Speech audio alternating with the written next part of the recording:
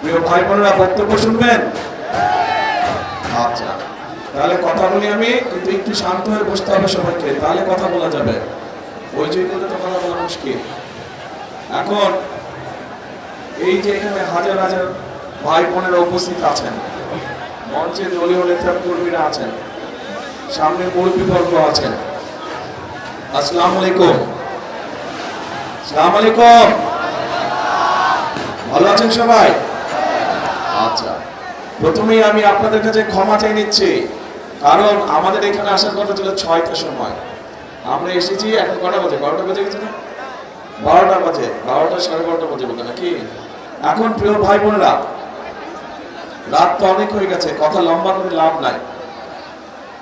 এই যে গাজীপুর শিল্পনগরী, গাজীপুর আমি মনে করি শুধু শিল্পনগরী না, এটি হচ্ছে বাংলাদেশের গার্মেন্টসের রাজধানী, গার্মেন্টস নগরী বা গার্মেন্টসের রাজধানী।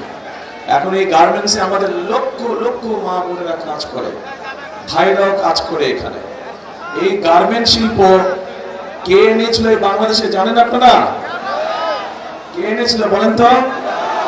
জিয়াউর রহমান, শহীদ রাষ্ট্রপতি জিয়াউর রহমান এই গার্মেন্ট শিল্পকে এই বাংলাদেশে নিয়ে এসেছিলেন। তার ফলে লক্ষ লক্ষ মানুষের কর্মসংস্থানের ব্যবস্থা হয়েছে, মা বোনদের কর্মসংস্থানের ব্যবস্থা হয়েছে।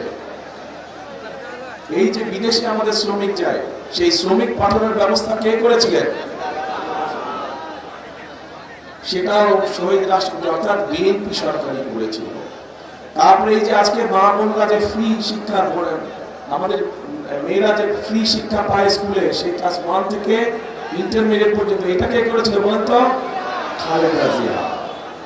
কাজেই এখন দেখেন এই তিনটারই একটা জিনিস বোঝাই দিলাম আপনাদের সকলকে, পরিষ্কার হয়ে গেল যে এই দেশের খেটে খাওয়া মানুষের জন্য যদি কোনো দল কাজ করে থাকে, সেটা বিএনপি একমাত্র করে থাকে।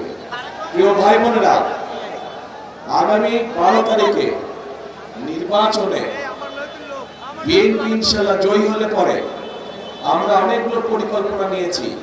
তার মধ্যে একটি পরিকল্পনা হচ্ছে এই যে যেমন গার্মেন্ট শিল্প আছে, এই গার্মেন্ট শিল্পের মতো নতুন আরো আমরা শিল্প আনবো, যেখানে আমাদের আরো বেশি সংখ্যক মা বোনেরা কর্মসংস্থানের ব্যবস্থা হবে, যেখানে আমাদের তরুণ ভাই বোনেরা সেখানে কর্মসংস্থানের ব্যবস্থা করতে হবে। নতুন শিল্প আমরা এই দেশে নিয়ে আসবো, যেখান থেকে আবার দেশে আরো বেশি বিদেশে রপ্তানি হবে।